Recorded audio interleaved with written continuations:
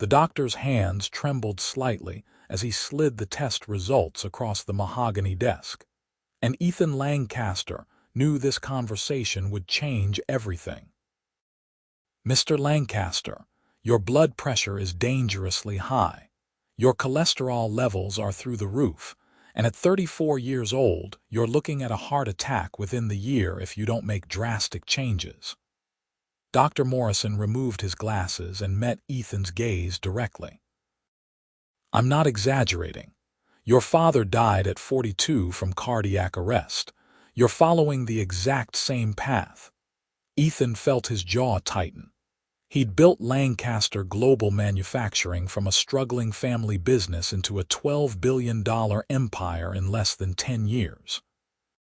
He'd survived hostile takeovers, economic downturns, and countless 18-hour workdays fueled by coffee and takeout. But apparently, his body had finally decided to wave the white flag. "What do you suggest?" Ethan asked, his voice measured despite the anxiety crawling up his spine. "Complete lifestyle overhaul. Diet, exercise, stress management. And I'm not talking about a gym membership you'll never use. You need someone to hold you accountable, someone who knows what they're doing." Dr. Morrison scribbled something on his prescription pad. "I'm recommending a personal trainer who specializes in exactly this kind of situation. Her name is Julia Torres, and she's turned around cases worse than yours." Ethan took the paper, studying the neat handwriting. "A personal trainer. She's a certified exercise physiologist with a background in cardiac rehabilitation. Give her a call, today." Dr. Morrison stood, signaling the end of the appointment. "I want to see you back here in 3 months. Either you'll be on the road to recovery, or we'll be discussing medications and possible procedures. Your choice." Walking out of the medical building into the gray Seattle morning, Ethan pulled out his phone. His assistant answered on the first ring. "Marcus, I need you to contact Julia Torres. Set up a meeting as soon as possible, today if she can manage it." "Of course, Mr. Lancaster. May I ask what this is regarding? Personal matter." Ethan ended the call and slid into the back of his waiting car. Through the tinted windows, he watched people hurrying along the sidewalk, coffee cups in hand, faces buried in their phones. When was the last time he'd walked anywhere? When was the last time he'd done anything that didn't involve a conference room or a computer screen? Marcus called back within the hour. "Miss Torres can meet you at her gym at 6 this evening. I've sent the address to your phone." The day crawled by in a blur of meetings and conference calls. Ethan found himself distracted, catching his reflection in the office windows. He'd always been tall, broad-shouldered, the kind of build that suggested strength. But somewhere along the way that strength had softened. His suits hid it well, but he knew the truth. The late nights, the stress eating, the complete absence of physical activity beyond walking from his car to his office had taken their toll. At 5:45, his driver pulled up to a modest gym in a neighborhood far from the gleaming skyscrapers of downtown. The sign read Core Strength Fitness in simple blue letters, not the upscale athletic club he'd expected. "Want me to wait, sir?" his driver asked. "Yes, this shouldn't take long." Inside, the gym was clean but unpretentious. No marble counters or spa amenities, just good equipment and mirrored walls. A few people were scattered throughout, focused on their workouts. At the front desk, a young woman with a blonde ponytail looked up. "Can I help you? I'm here to see Julia Torres.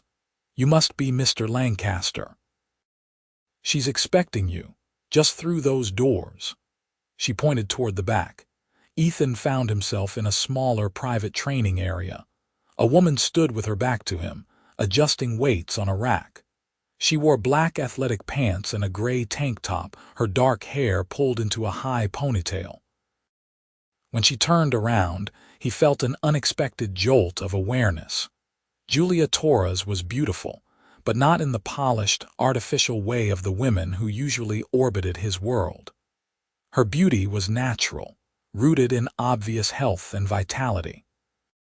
She had warm brown eyes, olive skin that glowed with exertion, and an athletic build that spoke of genuine strength rather than vanity. She looked to be in her late 20s, and when she smiled, it reached her eyes. "Mr. Lancaster, I'm Julia Torres, doctor. Morrison gave me a brief overview of your situation." She extended her hand, and her grip was firm, confident. "Before we talk about training, I need to ask you some questions. Have a seat." She gestured to a bench, and they sat facing each other. Julia pulled out a tablet and began going through a detailed questionnaire about his medical history, daily habits, diet, and stress levels. She didn't judge or lecture, just listened and took notes. Ethan found himself being more honest than he'd intended.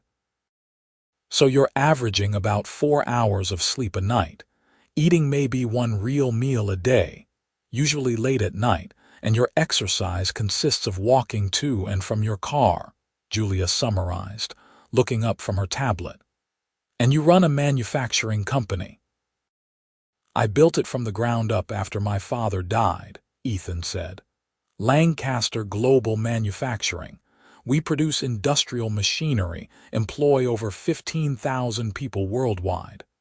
"That's impressive," Julia said, and she sounded like she meant it.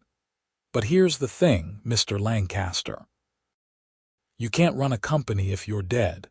And based on what Dr. Morrison told me and what you've just shared, you're headed in that direction fast." Her bluntness caught him off guard. Most people treated him with careful deference.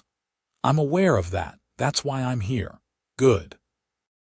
Because this isn't going to be easy, and I don't sugarcoat things." Julia set down her tablet and leaned forward, elbows on her knees. "If you hire me, I'm not just your trainer for an hour a day.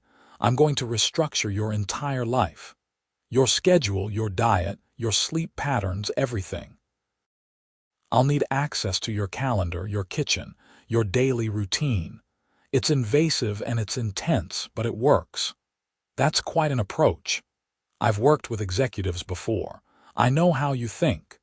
You believe you can compartmentalize fitness like another meeting to squeeze into your day. But your body doesn't work on a schedule. It's breaking down right now, every minute you're sitting in an office chair, every meal you skip, every night you don't sleep." She met his eyes steadily. "So I need to know if you're actually ready to commit to this, or if you're just here to check a box for your doctor." Something about her directness was refreshing. In his world, everyone wanted something from him. Everyone had an angle. Julia Torres seemed completely unimpressed by who he was or what he'd accomplished. She cared about one thing, keeping him alive. "I'm ready," Ethan said. "What do I need to do?" "First, we start with baseline assessments. I need to see what we're working with." Julia stood and moved to a blood pressure cuff mounted on the wall. "Let's check your vitals." For the next 30 minutes, Julia put him through a series of tests. Blood pressure, resting heart rate, body composition, flexibility, and basic strength assessments. She was professional and efficient, explaining each measurement and what it meant. By the end, Ethan felt simultaneously exhausted and embarrassed. He'd failed nearly everything. "Okay," Julia said, reviewing her notes. "Here's the reality. You're in poor condition, but nothing we can't fix. The key is going to be consistency and gradual progression. We're not training for a marathon. We're training to keep your heart pumping for another 50 years. What's the plan? We meet 6 days a week. Early mornings before your work starts. I'm talking 5:30 a.m. Sessions will be an hour, combining cardio, strength training, and mobility work. Nothing crazy, but we'll be progressive." She pulled up a calendar on her tablet. "I'll also be sending you meal plans. A nutritionist I work with will prepare them based on your specific needs. The food will be delivered to your home daily. "I have a chef," Ethan said. "Not anymore. At least not for your meals. This needs to be controlled." Julia's tone left no room for argument. "And I'll need your assistant to share your calendar with me. If I see you scheduling back-to-back meetings through lunch or late-night work sessions, I'm going to call you on it. You're serious about the invasive part. Completely. This is how it has to be if you want results." Julia tilted her head, studying him. "Dr. Morrison told me about your father. He said you were there when it happened." Ethan felt his chest constrict. He'd been 22, fresh out of business school, working at his father's struggling manufacturing company. They'd been in the office late, reviewing financials, when his father had simply collapsed. By the time the ambulance arrived, he was gone. Massive heart attack, 42 years old. "I was," Ethan said quietly. "Then you know what's at stake." Julia's voice softened slightly. "I lost my dad to a stroke when I was 15. He was overweight, stressed, ignored every warning sign. I watched my mom try to keep our family together afterward. It's part of why I do what I do." The shared understanding hung between them, a connection that transcended the professional arrangement they were negotiating. Ethan realized that Julia wasn't just another service provider. She understood the fear that had been gnawing at him since leaving Dr. Morrison's office. "When do we start?" he asked. "Tomorrow morning, 5:30. Don't be late." Julia stood and extended her hand again. "And Mr. Lancaster, leave the suit at home, just comfortable workout clothes." That night, Ethan lay in bed in his penthouse apartment, staring at the ceiling. The city lights filtered through the floor-to-ceiling windows, casting shadows across the minimalist decor. He'd bought this place 5 years ago, right after Lancaster Global's first billion-dollar year. It had been featured in architectural magazines, praised for its sophisticated design. But lying here now, he realized he'd never really lived in it. It was just another space where he occasionally slept. His phone alarm went off at 4:45 the next morning. Ethan dragged himself out of bed, his body protesting. He found sweatpants and a t-shirt in the back of his closet, relics from his college days. They still fit, barely. Marcus had arranged for his driver to take him to the gym, but Ethan decided to drive himself. It felt important somehow, this first step. When he arrived at Core Strength Fitness at 5:25, Julia was already there, setting up equipment in the private training room. "You're early," she said, looking pleased. "Good sign. How are you feeling?" "Tired. Nervous," Ethan admitted. "Both are normal. Come on, let's warm up." The next hour tested Ethan in ways he hadn't anticipated. Julia started him with gentle cardio on a bike, monitoring his heart rate constantly. Then came bodyweight exercises, modified for his current fitness level. Squats, push-ups against a wall, planks that made his entire core shake. She corrected his form patiently, her hands occasionally guiding his shoulders or back into proper position. By the end, Ethan was drenched in sweat and breathing hard, but he'd completed everything she'd asked of him. "Excellent first session," Julia said, handing him a towel and water bottle. "How do you feel?" "Like I might die." She laughed, a warm, genuine sound. "That means you worked hard. It gets easier, I promise. Now drink that water. Get home, shower, and eat the breakfast that should be delivered to your place by 7. Then we do this all over again tomorrow." The first week was brutal. Every morning at 5:30, Ethan showed up, and every morning Julia pushed him just slightly further than he thought he could go. But she was also encouraging, celebrating small victories like an extra rep or a lower heart rate recovery time. She asked about his work, his life, his stress levels. And slowly, Ethan found himself looking forward to those early morning sessions. It wasn't just the physical improvements, though he could already feel those. It was Julia herself. She was funny, telling stories about her other clients and her own mishaps learning various exercises. She was genuine, never pretending to be anything other than exactly who she was.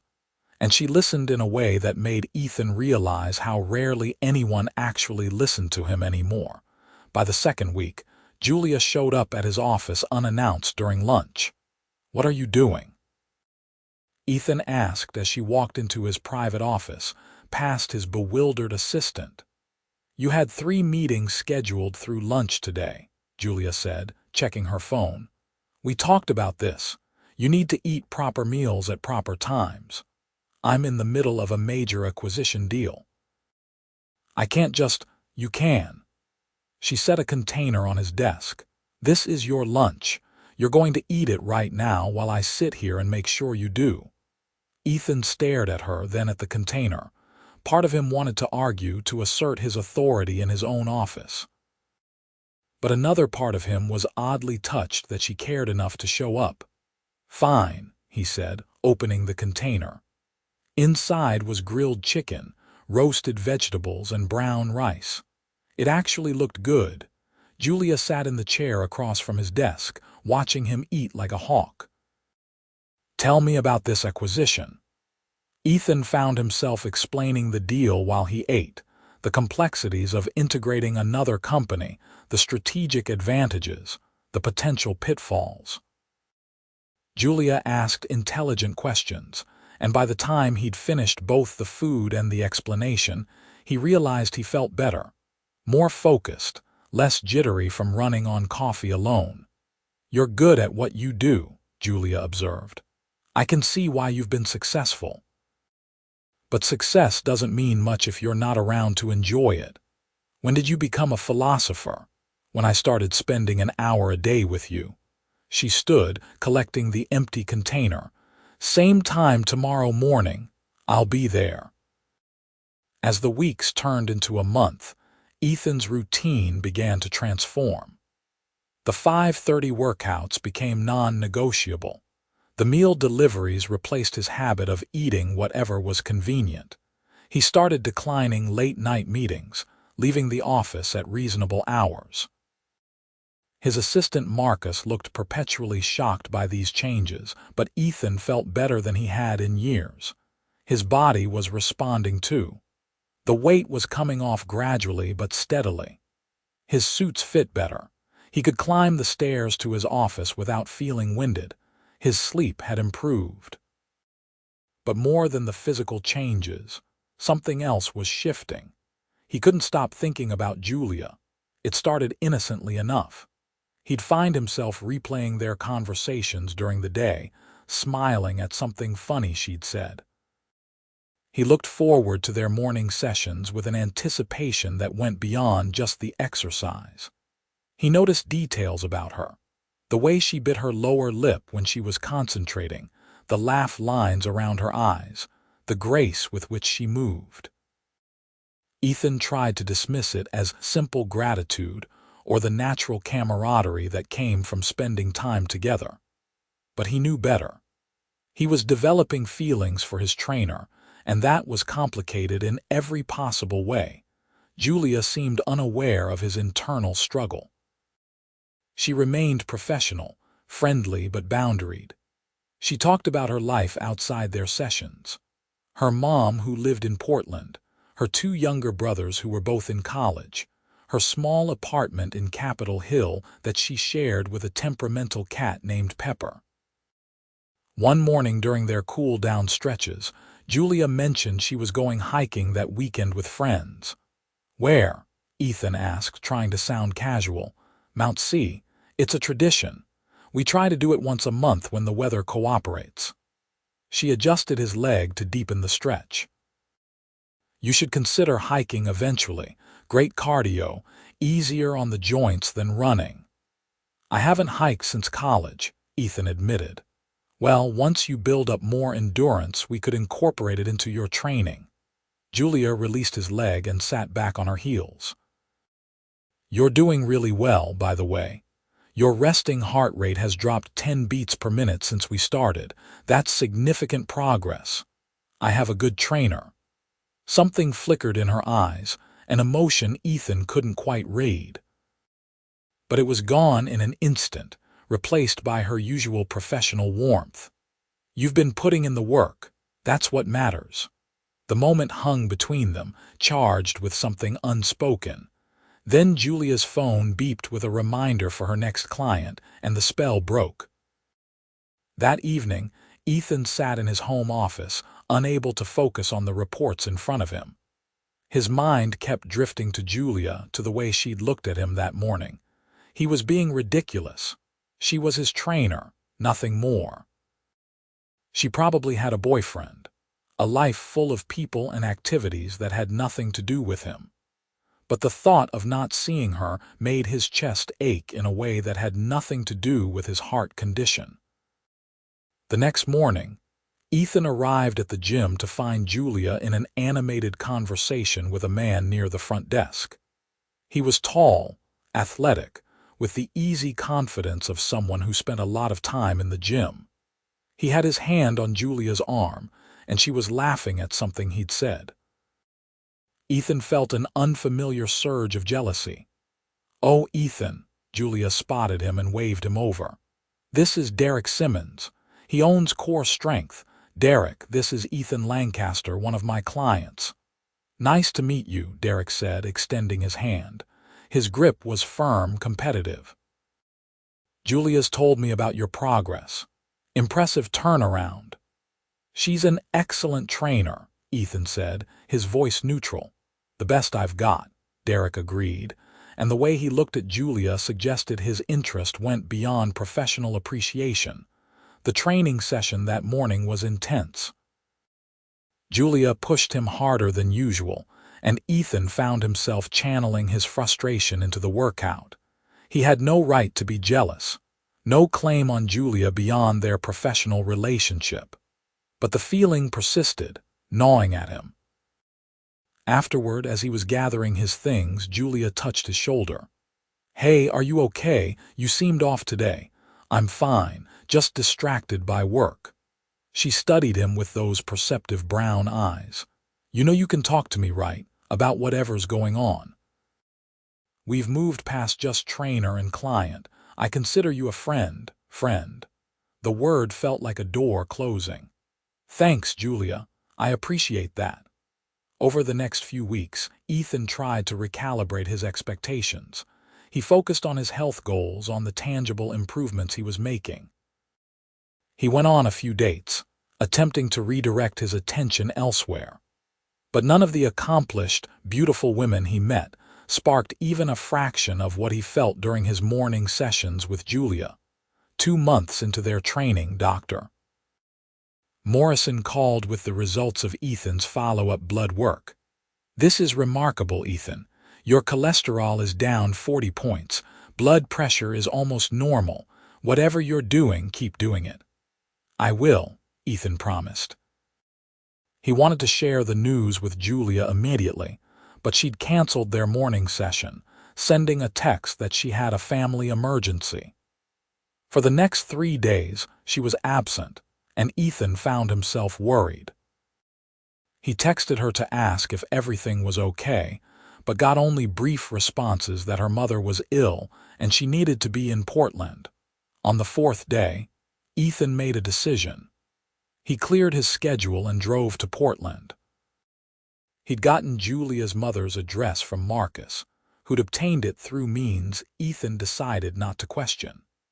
The house was a modest ranch-style home in a quiet neighborhood. Julia answered the door in jeans and an oversized sweater, her hair loose around her shoulders. Surprise crossed her face when she saw him. "Ethan, what are you doing here?" "I wanted to make sure you were okay," he said. "You mentioned your mom was sick." Julia's eyes grew suspiciously bright. "She had a bad fall, broke her hip. She's home now, but she needs constant care and my brothers are still in school and I just..." She trailed off, looking exhausted. "Can I help? You drove 2.5 hours to check on me." "Is that so surprising?" Julia stared at him, and in that moment something shifted between them. The careful professional distance they'd maintained began to crumble. "Come in," she said quietly. Inside, Ethan met Julia's mother, Carmen Torres, a warm woman who reminded him immediately of her daughter.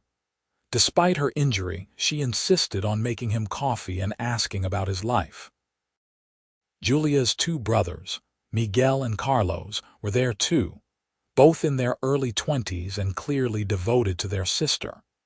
Ethan spent the afternoon helping where he could, moving furniture to make the house more accessible for Carmen's wheelchair, running errands, and simply being present.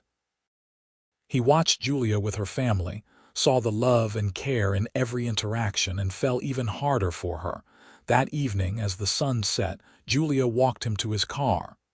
"Thank you for today. You didn't have to do any of that." "I wanted to," Ethan said.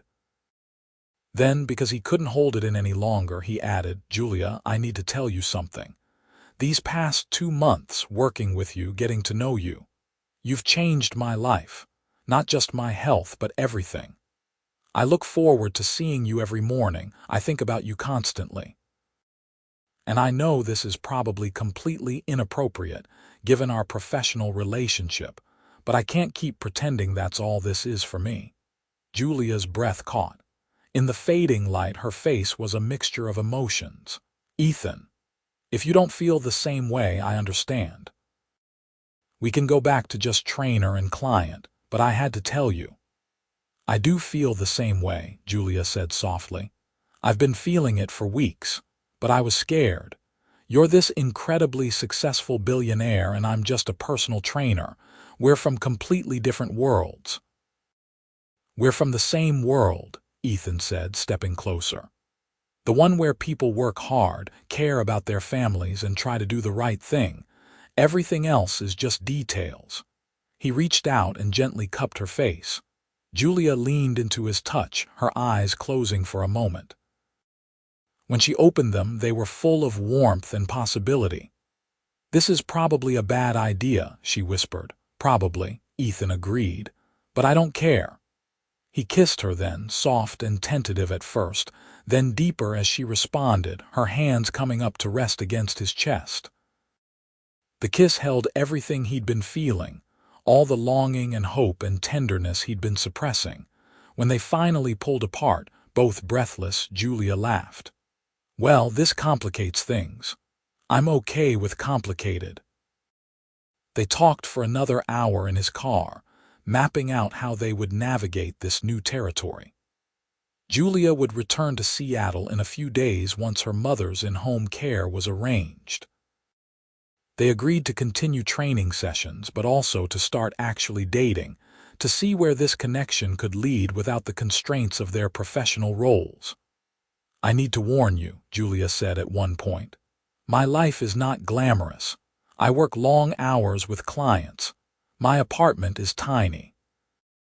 I drive a car that's held together mostly by hope and duct tape." "I don't care about any of that," Ethan said. "I care about you. The real you, not some idea of who I think you should be. Even the stubborn, bossy parts that make you eat lunch when you'd rather work through it. Especially those parts." When Ethan drove back to Seattle that night, his heart felt lighter than it had in years. The drive seemed shorter, the world brighter. He was falling in love, and it was terrifying and exhilarating all at once. Julia returned to Seattle 4 days later, and they settled into a new rhythm. Morning training sessions continued, though they were punctuated now by lingering touches and shared smiles that held deeper meaning. Their first official date was at a small Italian restaurant in Julia's neighborhood, nothing fancy, just good food and better conversation. "Tell me something nobody knows about you," Julia said, twirling pasta on her fork. Ethan thought for a moment. "I wanted to be a chef when I was younger. Before my father died and I had to take over the company, I used to cook all the time." "Really? You never mentioned that." It seemed like a lifetime ago. "After I took over Lancaster Global, there was no time for anything else. I forgot I'd ever wanted something different." He reached across the table and took her hand. "But lately, I've been remembering who I used to be, who I wanted to be. And who is that? Someone who has a life outside of work. Someone who cooks dinner with a woman he's crazy about. Someone who takes care of himself instead of running himself into the ground. He squeezed her hand. Someone like the person you've been helping me become. Julia's eyes shone with emotion. I didn't do anything except show up. You did the hard work. You gave me a reason to do it. As weeks turned into months, their relationship deepened. Ethan started teaching Julia to cook, and they spent evenings in his penthouse kitchen creating elaborate meals together. She introduced him to hiking, and they explored trails around Seattle every weekend. He met her friends, a diverse group who welcomed him warmly once they got over the initial shock of Julia dating a billionaire. Julia's influence extended beyond just his health. Ethan found himself reassessing his approach to business. He started delegating more, trusting his team instead of trying to control everything himself. He implemented better work-life balance policies at Lancaster Global, recognizing that if he needed boundaries, so did his employees. He even started a wellness program at the company, hiring nutritionists and personal trainers to offer free services to all staff.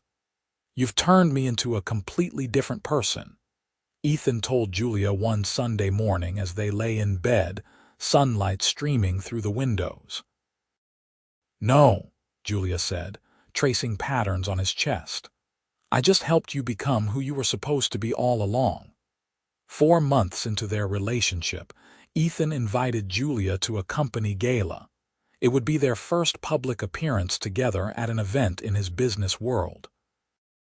Julia was nervous, spending an entire day shopping for a dress with her best friend Maria. When Ethan picked her up that evening, his breath caught. She wore a deep green gown that complemented her olive skin and dark hair perfectly. She looked elegant and sophisticated, but still unmistakably herself.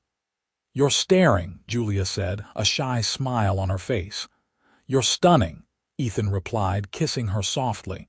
"Ready for this, as ready as I'll ever be." The gala was held at a luxury hotel downtown, and from the moment they walked in together, Ethan could feel eyes on them. His business associates were curious, some openly so. He introduced Julia proudly, his hand never leaving the small of her back. "So you're the woman who's been monopolizing Ethan's mornings," said Patricia Chen, the CFO of a partner company. "We used to have breakfast meetings all the time, but now he refuses anything before 8 a.m. "Guilty," Julia said with a smile. But in my defense, those early morning sessions probably added years to his life. "She's not wrong," Ethan interjected. "My doctor's exact words were that Julia saved my life." The evening progressed smoothly until Ethan found himself cornered by Richard Blackstone, a corporate raider who'd been trying to get his hands on Lancaster Global for years. He was mid-50s, wealthy, and known for his ruthless business tactics. "Lancaster, interesting choice in companion," Richard said, his tone making it clear he didn't mean it as a compliment. "I heard you were dating your personal trainer, quite the modern fairy tale." Ethan felt his jaw tighten, but before he could respond, Julia appeared at his side. She'd clearly heard the comment. "Mr. Blackstone, is it?" she said pleasantly. "Ethan's mentioned you. You're the one who keeps trying to buy his company even though he's told you repeatedly he's not interested. That must be frustrating for you." Richard's eyes narrowed. "I'm a persistent man." "So I hear. You know what else I hear? That your last 3 acquisitions have all tanked within 2 years because you drive away all the talent with your management style." Julia tilted her head, her smile never wavering. "Maybe instead of chasing companies that don't want to be bought, you could focus on actually running the ones you already have." Ethan had to suppress a laugh. Richard's face had turned an impressive shade of red. "Well," Richard said stiffly, "it seems you found someone who matches your Directness, Lancaster. Good luck with that. He stalked away. Ethan pulled Julia close. That was magnificent. He was rude, Julia said simply, and I don't like it when people are rude to you, my fierce protector. Always. The rest of the evening was perfect. They danced, laughed, and Ethan realized that having Julia by his side made even work events enjoyable. Several of his colleagues pulled him aside to tell him how different he seemed, how happy he looked. And he was happy, genuinely happy, in a way he couldn't remember being before. At 6 months, Julia finally agreed to move in with Ethan. She'd been hesitant, worried about losing her independence, about the power imbalance their different financial situations created. But Ethan had been patient, addressing each concern, making it clear that her presence in his life was about partnership, not him taking care of her. "I'm keeping my job," Julia insisted as they moved her boxes into his penthouse. "And I'm paying half the utilities." "You'll be paying utilities on a 5,000-square-foot penthouse." Ethan raised an eyebrow. "Fine, a percentage based on income ratio, but I'm contributing." "Deal." He kissed her forehead. "And I wouldn't dream of you giving up your job. Your clients need you." "Though I'll always be your favorite." "Debatable," Julia teased, but her eyes were soft. Living together revealed new dimensions to each other. Ethan discovered that Julia sang off-key in the shower and left teacups everywhere. Julia learned that Ethan talked in his sleep and had a secret addiction to terrible reality TV shows. They navigated conflicts with honest communication, neither willing to let resentments fester. One night, about 8 months into their relationship, they had their first real fight. Ethan had gotten pulled into an emergency situation with one of his factories in Texas. A safety issue had emerged, and he'd flown out immediately to handle it personally. He'd been gone for 4 days, barely calling, completely absorbed in solving the crisis. When he returned home exhausted, he found Julia waiting up for him, her arms crossed. "You couldn't call more than once a day for 30 seconds, she said, her voice tight. "I was dealing with a serious problem. Worker safety was at stake." "I understand that, I do. But Ethan, you can't just disappear into work mode and shut me out. That's the old pattern, the one that nearly killed you." Julia's eyes were pained. "I was worried, and I was scared that you were slipping back into those old habits." Ethan felt his defenses rise, but then he actually heard what she was saying. She wasn't being unreasonable. She was scared of losing him, either to another health crisis or to the consuming nature of his work. And she was right that he'd reverted to old behaviors under stress. "You're right," he said, setting down his bag and moving to her. "I'm sorry. I should have communicated better. The situation was serious, but nothing is more serious than us, than my health, than the life we're building together." Julia's posture softened. "I just need to know that you remember that, even when things get crazy. I'll do better, I promise." He pulled her into his arms. "And thank you for calling me on it. That's exactly why I need you." They talked late into the night, establishing better protocols for when work emergencies arose. It was a turning point, a recognition that their relationship required active maintenance, especially given the demands of Ethan's career. By their 1-year anniversary, Ethan knew he wanted to marry Julia. The realization came one ordinary Tuesday morning. They were making breakfast together, dancing around each other in the kitchen with the ease of long practice. Julia was laughing at something Pepper the cat had done, her hair messy from sleep, wearing one of Ethan's old T-shirts. And Ethan thought, "I want this every morning for the rest of my life." Planning the proposal took 2 months. Ethan wanted it to be meaningful, not just grand. He enlisted the help of Julia's family and friends, determined to get every detail right. He chose a Saturday in October when the fall colors were at their peak. He told Julia they were going hiking at Mount C, their favorite trail. She didn't suspect anything as they made the climb, chatting easily about their week, about the new client Julia was starting with who reminded her of Ethan when they'd first met. At the summit, Ethan led her to a spot slightly away from other hikers. The view stretched out below them, Seattle visible in the distance, the landscape painted in golds and reds. "Julia," Ethan said, taking both her hands. "A year and a half ago, my doctor told me I was dying. He was right. Not just physically, but in every way that mattered. I was so consumed by work, by success, by just surviving, that I'd forgotten how to actually live." Julia's eyes were already growing wet. "And then you walked into my life," Ethan continued. "You were bossy and demanding, and you didn't care at all about my money or my company or any of the things other people saw when they looked at me. You cared about whether I was eating right and sleeping enough and taking care of myself. You cared about me." "Ethan," Julia whispered. "You saved my life. Not just my physical health, though you absolutely did that too. You saved me from a life that was hollow and empty and lonely. You showed me what it meant to be truly alive, to have someone to share everything with, the good and the bad and the ordinary." He released one of her hands to reach into his pocket. "And I want to spend the rest of my life with you." He knelt on one knee, opening the small velvet box to reveal a ring. It was an emerald surrounded by diamonds, the green stone chosen to match the dress she'd worn to the gala where she'd defended him so fiercely. "Julia Torres, will you marry me?" Tears were streaming down Julia's face. "Yes, yes, absolutely yes."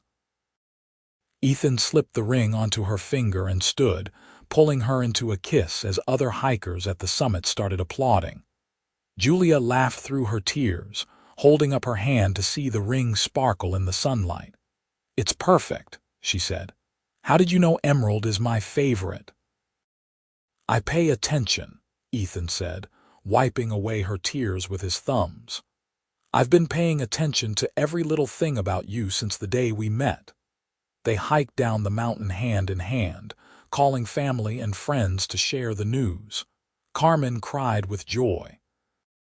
Miguel and Carlos threatened to beat Ethan up if he ever hurt their sister, but in the joking way that meant they approved.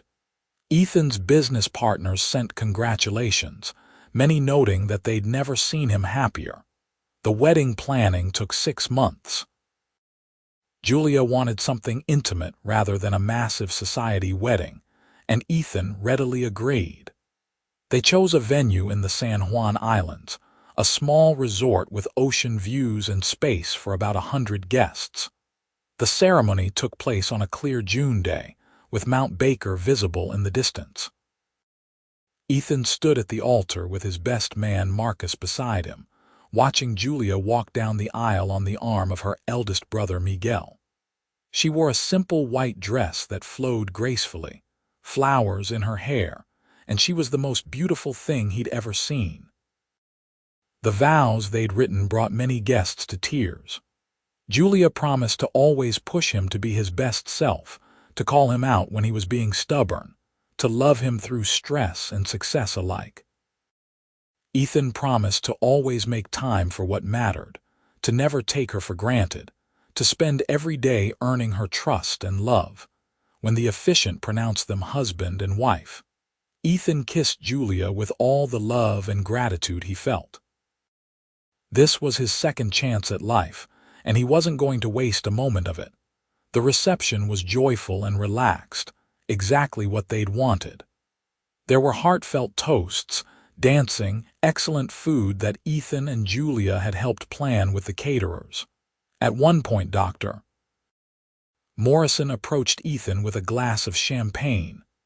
"Your latest test results are remarkable," the doctor said. "You're healthier now than you were 10 years ago." "All thanks to my wife," Ethan said, pulling Julia close. "Not all," Dr. Morrison countered. "You did the work. She just gave you a reason to." As the evening progressed into night, Ethan and Julia snuck away from the reception for a quiet moment on the beach. They stood together watching the waves, Julia leaning back against Ethan's chest, his arms wrapped around her. Happy. Ethan murmured against her hair. Deliriously, Julia replied. Though I'm still technically your trainer, you know, this doesn't get you out of our workouts. Ethan laughed. I wouldn't dream of it. Good, because we're going to need to stay in shape. Something in her tone made Ethan turn her around to face him. What do you mean? Julia's smile was radiant. I mean that in about 7 months we're going to have someone new joining our morning routines. Well, probably not the actual workout part initially, but you know what I mean. It took Ethan's brain a moment to process what she was saying. You're pregnant, I found out last week. I wanted to tell you in a special way, but I couldn't wait another moment. Julia's eyes searched his face anxiously. We hadn't really talked about kids yet. Is this okay? Ethan pulled her into a kiss that he hoped communicated everything he felt. Joy, excitement, overwhelming love. When they broke apart, he was grinning. It's more than okay, it's perfect. You're perfect. This whole life is perfect. They returned to the reception, sharing their news with close family. Carmen hugged them both, crying again. Miguel and Carlos looked simultaneously thrilled and terrified at the prospect of becoming uncles. The celebration took on an even more joyous tone. That night, lying in bed in their honeymoon suite, Ethan reflected on how dramatically his life had changed. 2 years ago, he'd been dying, alone in every meaningful sense despite his success. Now he had Julia, a baby on the way, a life rich with love and purpose. What are you thinking about? Julia asked, tracing patterns on his chest in a gesture that had become familiar. Just how lucky I am, Ethan said. That Dr. Morrison gave me that warning, that you agreed to train me, that you saw past everything else to who I actually was. I saw who you could be, Julia corrected. And you became that person. You did that. We did it together. Together, Julia agreed, nestling closer. 7 months later, on a snowy January morning, Amelia Rose Lancaster came into the world. She had Julia's dark hair and Ethan's blue eyes, and from the moment the nurse placed her in his arms, Ethan was completely in love. Fatherhood transformed him in new ways. He became even more protective of his time, even more committed to being present. He left work at reasonable hours to be home for bath time and bedtime stories. He learned to function on interrupted sleep without complaint. He marveled at every small milestone, first smiles, first laughs, tiny fingers grasping his. Julia transitioned back to training part-time, working with select clients from a home gym they'd built in the penthouse.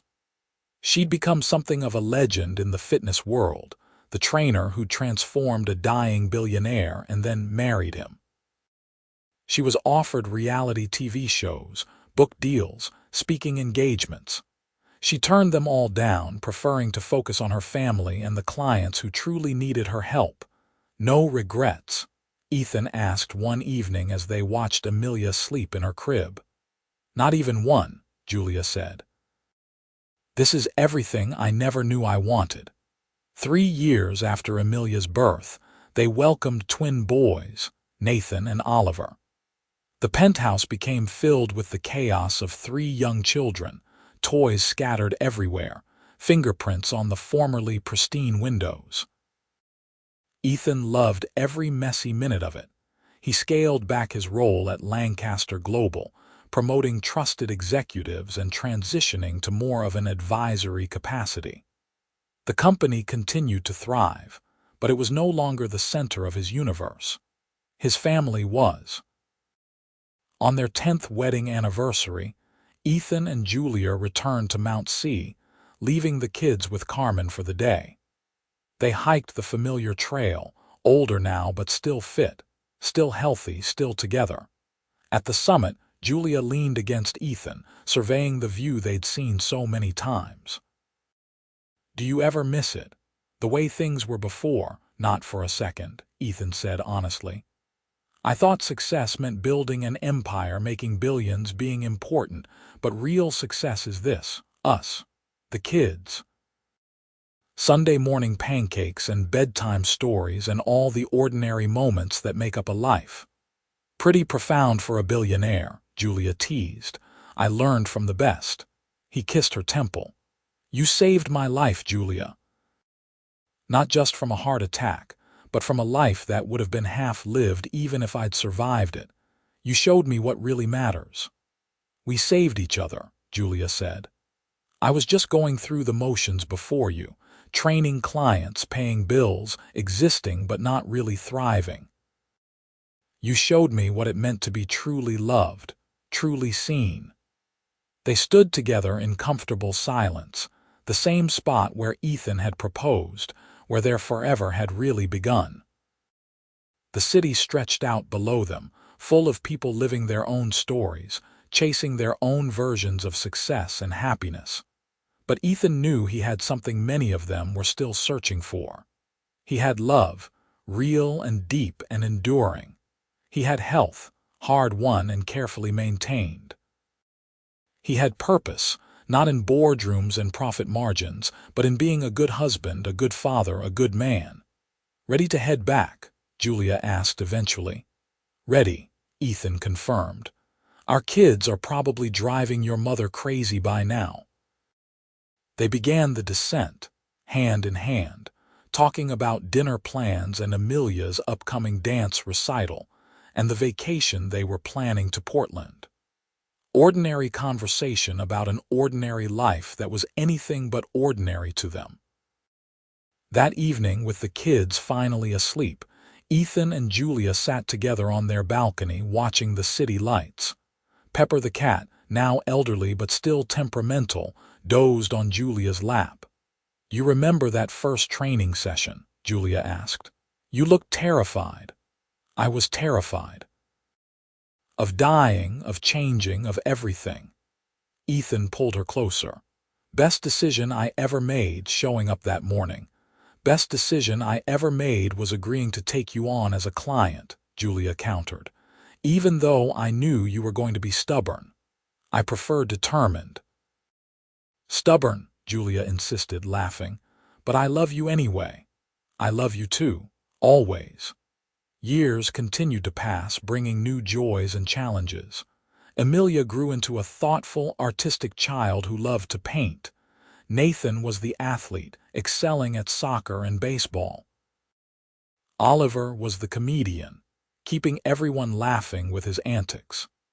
Ethan coached their sports teams, attended every recital and game, helped with homework, and discovered that being present for these moments brought him more satisfaction than any business deal ever had. Carmen Torres passed away peacefully when Amelia was 12, surrounded by her family. At the funeral, Ethan gave a eulogy about how Carmen had raised an extraordinary daughter and how that daughter had saved his life. Julia held his hand through the whole thing, tears streaming down her face. Miguel and Carlos both built successful careers, Miguel as an architect and Carlos as a teacher. They remained close to Julia and Ethan, regular fixtures at family dinners and holiday celebrations. The kids called them Uncle Miguel and Uncle Carlos, and they were devoted to their niece and nephews. Lancaster Global continued to flourish under new leadership, becoming known not just for manufacturing excellence, but for progressive workplace policies and commitment to employee well-being. The wellness program Ethan had started expanded to include mental health services, flexible work arrangements, and family support programs. Other companies began copying the model. On their 20th anniversary, Ethan planned a surprise for Julia.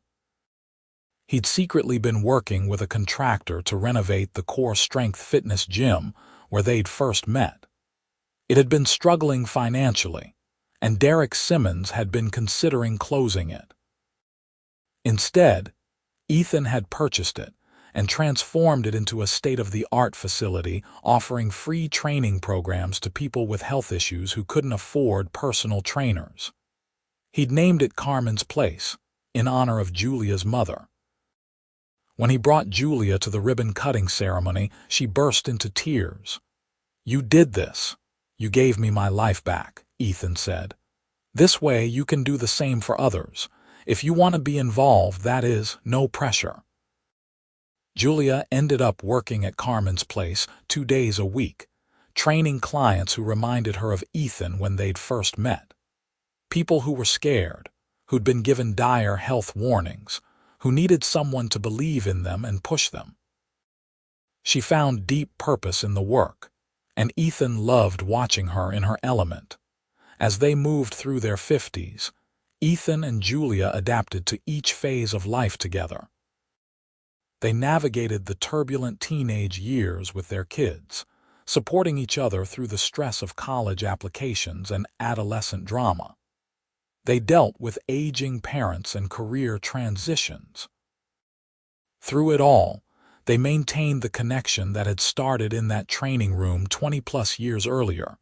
They still worked out together most mornings, though the intensity had mellowed. They still cooked together in the evenings. They still found reasons to laugh every day. They'd grown together rather than apart, two people who'd found each other at exactly the right moment. Milia went to art school, eventually becoming a successful graphic designer. Nathan earned a sports medicine degree and returned to Seattle to work at Carmen's Place. Oliver surprised everyone by developing a passion for manufacturing and joining Lancaster Global, bringing fresh ideas and energy to the company. On their 30th anniversary, surrounded by their grown children and a gaggle of grandchildren, Ethan toasted Julia in front of their closest friends and family. 30 years ago, I was dying, he said, his voice strong despite his 65 years. I'd built a company, made a fortune, but I was hollow inside and my body was shutting down. Then this stubborn, brilliant, beautiful woman walked into my life and demanded I do better. Be better. And she didn't give up on me, even when I wanted to give up on myself. He looked at Julia, still striking with silver threading through her dark hair, smile lines around her eyes from 3 decades of laughter. You saved my life, but more than that, you gave me a life worth living. You gave me love, partnership, children, purpose. Everything good in my world exists because of you. Julia wiped away tears, standing to kiss him. You gave me just as much. A family, security, adventures, and a love deeper than I ever imagined possible. We saved each other. Their guests cheered, and the celebration continued late into the night. But the moment Ethan treasured most came at the end of the evening. He and Julia stood on the same balcony where they'd shared so many quiet moments, looking out at a city that had been the backdrop to their love story. No regrets? Ethan asked, echoing a question from years past. Not a single one, Julia replied, leaning into him. Just that I didn't find you sooner. But then again, maybe we found each other exactly when we were supposed to. I think so too. They stood together in comfortable silence. Two people who'd faced death and chosen life, who'd overcome obstacles and built something lasting, who'd proved that the best love stories aren't about perfection, but about showing up every day and choosing each other. Ethan thought back to that terrified man in Dr. Morrison's office, receiving a death sentence disguised as a warning. If he could go back, he'd tell that version of himself not to be afraid. That the path ahead, though challenging, would lead to everything he'd never known he was missing. He'd tell him about Julia, about the life they'd build together, about the health and happiness waiting on the other side of change. He'd tell him that sometimes the best things come from the worst moments, that rock bottom can be a foundation rather than an ending. But most of all, he'd tell him to trust, to take that first step into the gym, to show up even when it's hard, to be vulnerable enough to let someone help. Because that decision, that single act of showing up would change everything. What are you thinking about? Julia asked, noticing his contemplative expression. Just grateful, Ethan said simply, for all of it, the good and the hard and everything in between. Me too, Julia agreed. Though I'm especially grateful for those early morning training sessions, they're still my favorite part of the day. Even after 30 years, especially after 30 years. They went inside together, ready for bed but not ready to end the conversation, talking quietly about their children's lives and upcoming plans. These ordinary moments, strung together over decades, had created an extraordinary life. As Ethan drifted off to sleep that night, Julia's head on his shoulder, he felt complete contentment. Not the adrenaline rush of closing a deal or making a fortune, but the deep, abiding satisfaction of a life well lived. He'd learned that true wealth wasn't measured in billions but in moments. Morning coffee with your wife, watching your children become good people, helping others find their way to health and happiness. The quiet joy of growing old with someone who knew you completely and loved you anyway. Julia had saved his life. But more than that, she taught him how to live it. And that, Ethan knew, was the greatest gift anyone could receive. They'd both saved each other, finding in their partnership something neither had known was possible. Together, they'd created a love story that proved the best chapters often begin when you're brave enough to change, vulnerable enough to ask for help, and open enough to love. Their story wasn't about a billionaire and a trainer. It was about two people who met at the right time, pushed each other to grow, and built a life based on mutual respect, genuine affection, and unwavering commitment. It was about second chances and new beginnings. It was about finding home in another person. And as they slept peacefully together, 30 years after that first training session and countless moments of love, laughter, and partnership later, it was clear their story had exactly the ending it deserved. Not an ending at all, really, but simply the continuation of a beautiful journey they'd walked together until the very end.